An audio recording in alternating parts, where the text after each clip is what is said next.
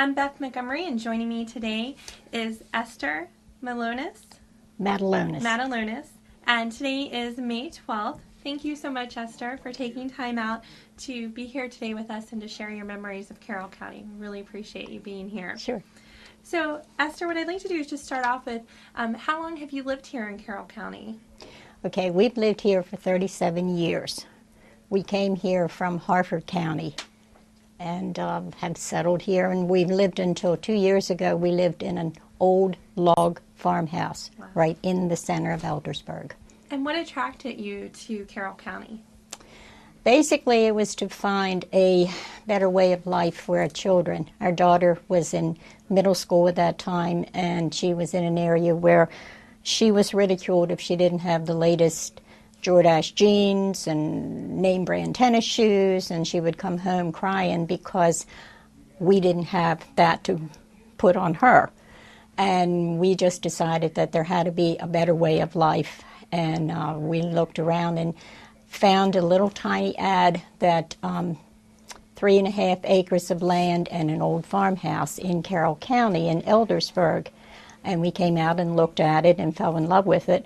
And our neighbors back where we live said, "Where's Eldersburg?" Because at that time, nobody knew Eldersburg. Sure. So Eldersburg has really done a lot of growing since then. I'm sure. And what type of animals did you have on your farm here in Carroll County?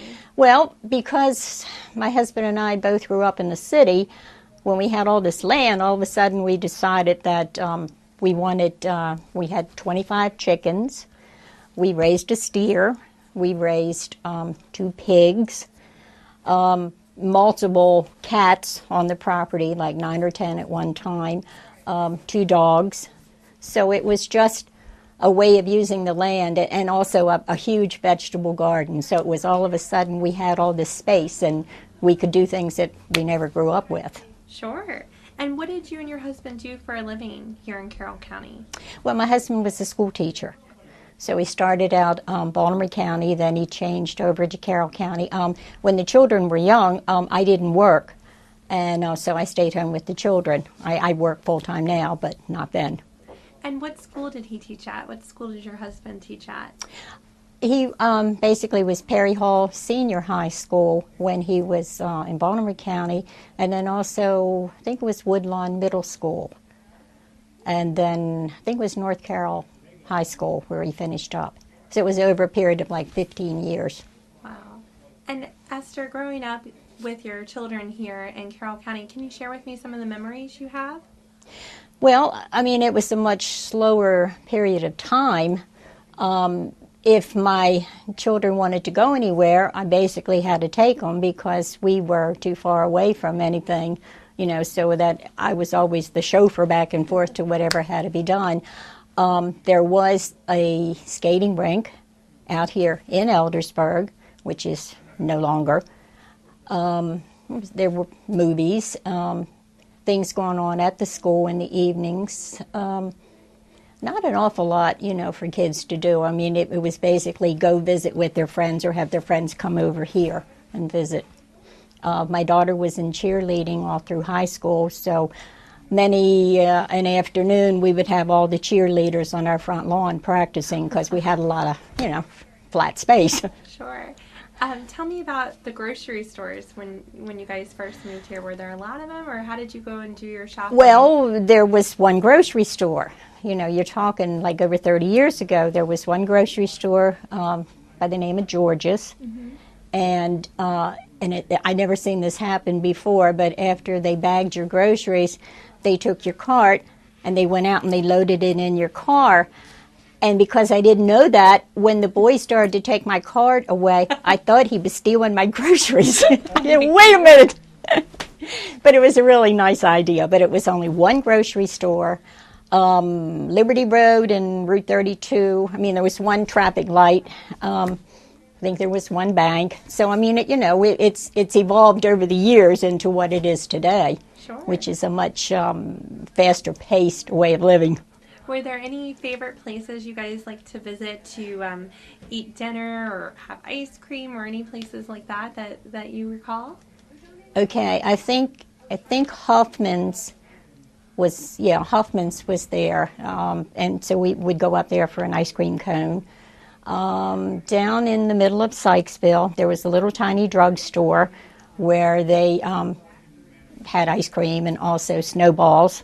So, that was something. And that was a big treat because I think today's kids have a lot more advantages, and then there's a lot more money and things for them to do, and money was a lot tighter, and so just having an ice cream cone as a special treat was okay back then. Sure. Now, tell me about some of the changes you've seen that have happened here in Carroll County over the last 37 years. Okay, well, when we moved out here, we live on Pine Knob Road, which at that time was not a road that went through. Right at the end of the road from us, it was barricaded off where it went into the watershed property. So now, it's a straight thoroughfare through, and they go much, much faster than they're supposed to. But it was a dirt and gravel road. And so for years, that was what we had, was a dirt and gravel road. And when the county came through and they took down the barricade and cut the rest of the road through, then they blacktopped it, and they took away some of the hill that was in front of our house. But, it basically changed that traffic moved at a much faster pace then. I'm sure. So that's, that's something, a big thing for us.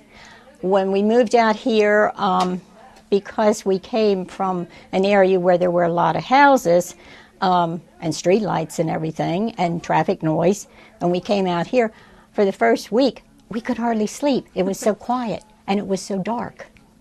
Because there was nothing, except for outside noises from crickets or something. But that was hard to get used to, because we were used to living, where there was noise and traffic, and this was just so quiet. And my husband has an electrical background, so the first thing he did was put up spotlights around our house. So at least we would have a little bit of light at night when I'd have to take the dogs out or something. Sure. Now, tell me a little bit about just some of the activities you guys would do over the last 37 years in Carroll County, especially when the kids were younger. Where did you guys go, for mini vacations? Okay. We did a lot of camping. We camped as a family, Western Maryland, up into Pennsylvania, Ocean City. We started out tent camping, went from that to a pop-top Volkswagen little pop-top bus, and then went to a larger kind of a pop-top that pulled along behind. But that was, our vacations were limited with funds, and so we did that as a way of being together with the family. And then when our daughter reached about 12 or 13, then it was always bringing another friend along so that she'd have somebody to pal around with. Because the boys, were younger. There was an 8-year difference between them. So the two younger boys would play together, but she felt like, she needed a friend along. So we always went camping with 3 kids and an extra child and a dog or 2.